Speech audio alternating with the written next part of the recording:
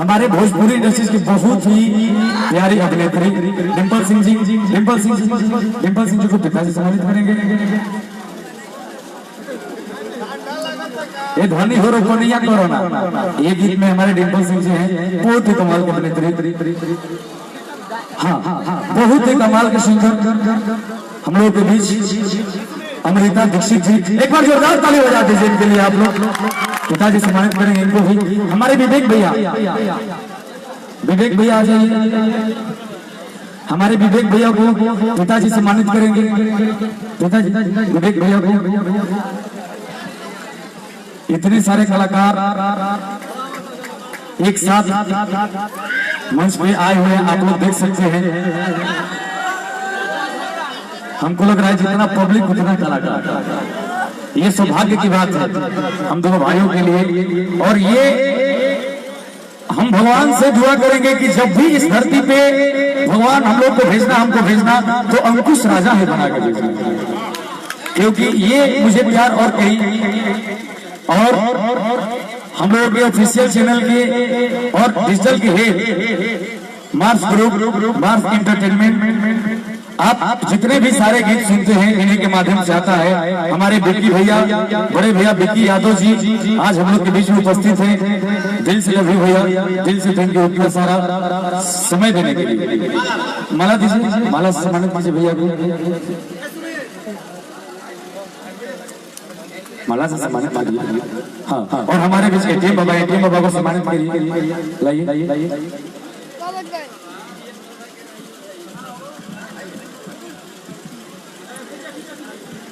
और भाई सब फोन कैमरा चलता हूँ, एक और मालिक है बड़े। बहुत बहुत धन्यवाद है आपको, दिल से लव यू। आप रहेंगे, ये नहीं कि चीज नहीं जा रहा, अभी ऊपर खाना है। एटीएम बाबा को, हाँ बिल्कुल, अब आपका जिम्मेवारी है सबको ले जाकर खाना खिलवाइए। एटीएम बाबा को पिताजी सम्मानित करेंगे। जय हमारे उमा बाबा, अच्छा हो गया। अब हाँ, हमारे बड़े भैया मनोज तिवारी जी कहाँ है? भैया आ जाए मंच में, उनको भी उनका भी सम्मान हो जाए। उसके बाद निशा उपाध्याय जी हैं, आप भी आ जाइए। और 2 मिनट रुक जाइए आप लोग, अब बोलेंगे। एक बार रितेश भैया 2 लाइन रितेश भैया का सुन लेते हैं हम लोग, आप लोग सुन लीजिए। और क्योंकि बहुत सारे कलाकार हैं, हम सम्मानित करेंगे तो भी टाइम हो जाएगा। एक बार जोरदार ताली बजा दीजिए रितेश भैया के लिए, आप लोग के बीच रितेश भैया आइए। भैया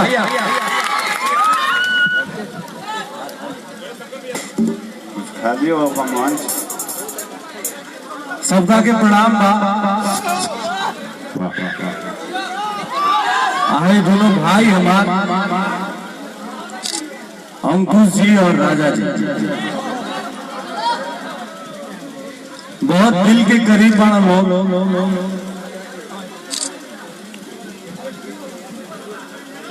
इंडस्ट्री भर में भाई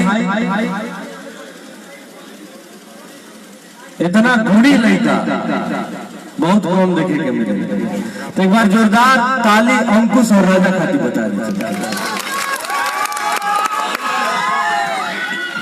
और बहुत अच्छा लगा ले जाके, बहुत लोग वाले, बहुत और भाई आए बड़े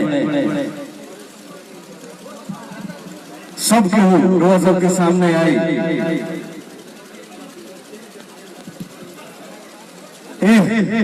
पूरा रोहतास जिला बिहार के गुमान रहे के चाहिए ऐसे भाई, एक गांव में रोज सबके गर्व रहे के चाहिए। ये भाई एक बार फिर जोरदार ताली बजा दे।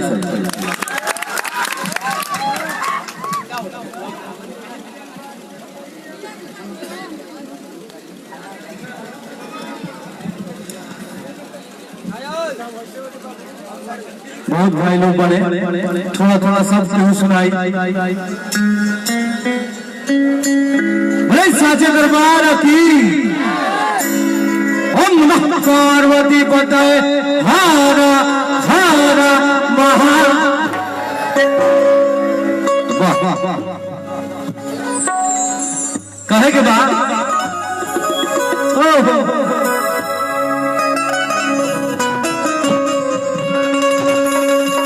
कि सबसे नीक बात सहिया किसानी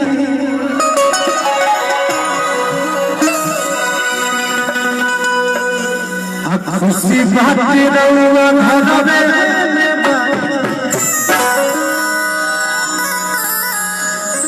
कहा करी कि छोड़ के नौकरी आवा है ना घर ही रहा 2 पैसा कमे कमाई हो लेकिन नून रोटी सब ही बैठ के खाई। ए भाई हमने के ब्यास से मुंह लिखा है तो कैसे भेजिए तनी से किनारे हो जा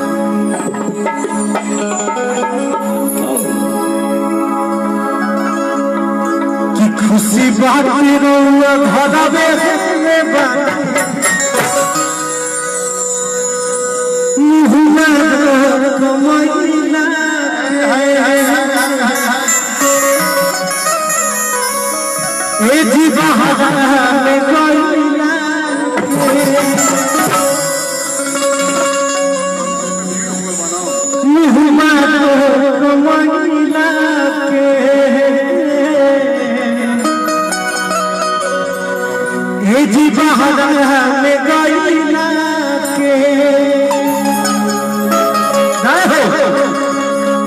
सबसे नीक बात सहिया किसानी खुशी बातें रउआ घरवे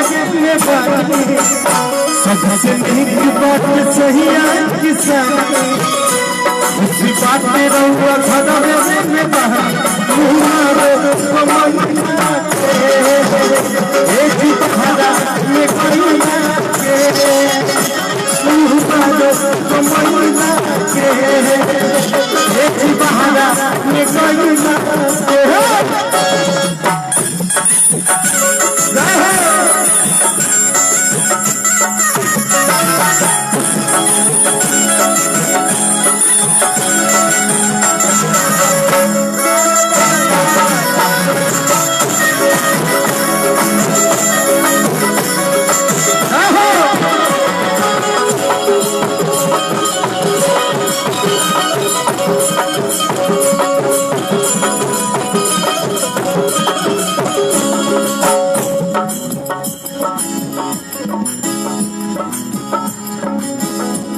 धन्यवाद रउआ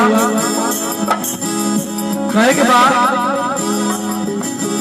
होली दिवाली मनावल जाए दशहरा के मेला जी होली दिवाली मनावल जाए दशहरा के मेला जी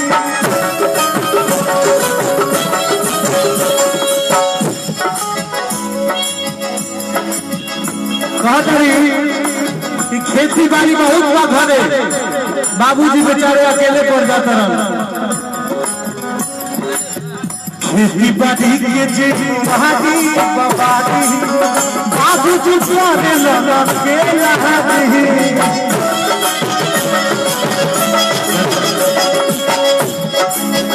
खेती बाड़ी के जे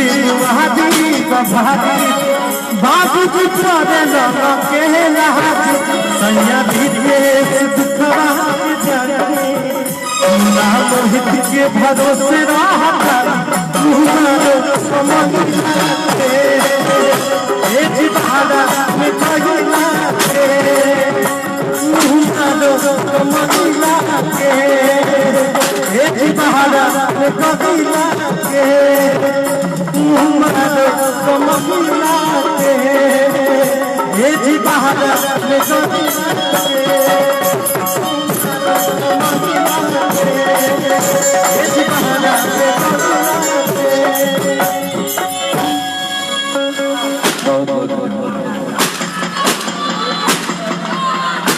यहाँ पे हमारे बहुत प्रिय बड़े भाई मेलू भैया, फुलन भैया, गया भैया, अनिल चौबे भैया, संजीव भैया एटीएम बाबा सब बड़ भाई लोग प्यार देवे खातिर आशीर्वाद देवे खातिर जब छोट भाई के आए बड़े हमारे मेलू भैया हमको पता है कि और आप लोग ऐसे करेंगे तो हजारों एक साथ आप लोग कर सकते हैं, मुझे पता है। लेकिन भैया प्लीज एक रखिए, हम जानता नहीं, हम जानते नहीं अपना ताकत के बारे में, लेकिन हम लोग संगीती आती है भैया। बहुत बहुत धन्यवाद और इस भाई लोग के प्यार साचे दरबार की, तारा चंडी मैया की, ओम नमः पार्वती पताये भारा भारा महा। बहुत लोग बड़े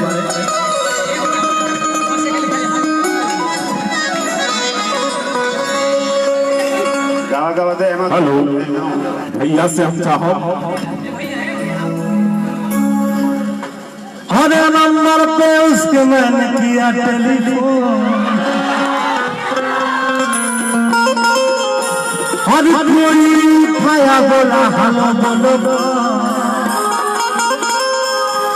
हट हुआ ब्रेक मैंने नंबर किया चेक, राइट नंबर पे रंग रंग बोल रहा हेलो कौन, हम बोल कौन, हम बोल, अरे हम बोल रहे, आपका भाई बोल रहा भाई, अरे हम बोल रहे, अरे हम बोल रहे।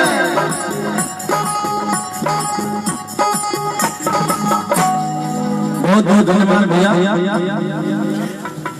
बहुत बड़ बड़ भाई लोग हमारे बड़े, छोटू भैया बड़े, छोटू छलिया जी वो ऐसा कलाकार है जो हम छोटी छोटी रही जा तो छोटू भैया के गाना बाजत रहे, तो बहुत सम्मान बा। अजय भैया हल्का मचा के गई, वो गाना हमने के सुन सुन गावे सिखले वाली है भैया लोग बानी जा सुनी सवेरे सब, फिर मुलाकात हुई, लव यू ऑल।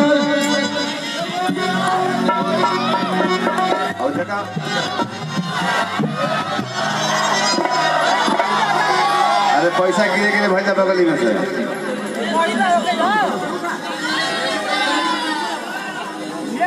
रितेश भाई कि जब निकले घर से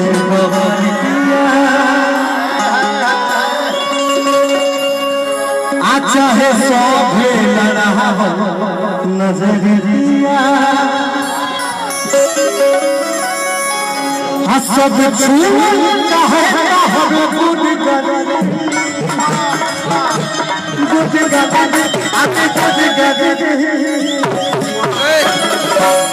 कि गोरी गोरी चुनरी का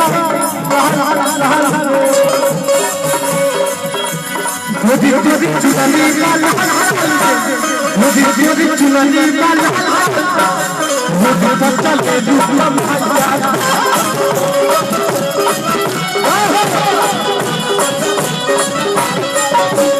गोरी गोरी चुनरी का गोरी बच्चा के दुश्मन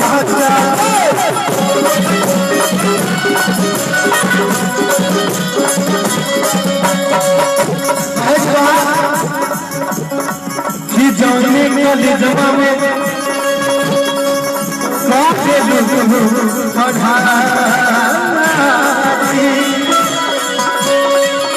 जाने वाले जगह में काफी पढ़ाई ऐसा लड़का में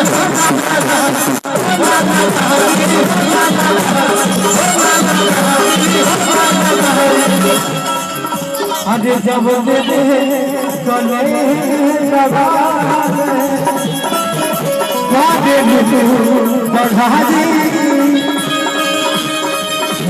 लड़का में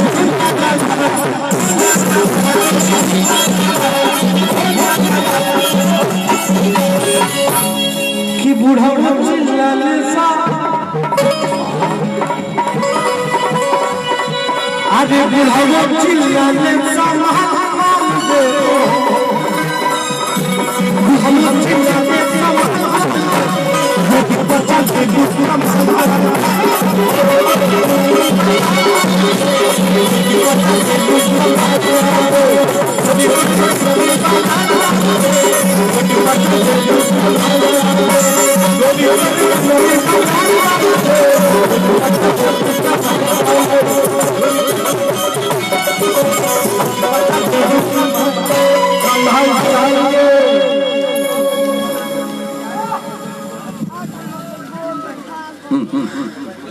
बैठल बने खाना खा लिए भोजन कर लिए फिर आई भैया ठीक ना महादेव सबसे जरूरी भोजन हो भाई। अच्छा लागल तो एगो जोरदार ताली बजाई सब।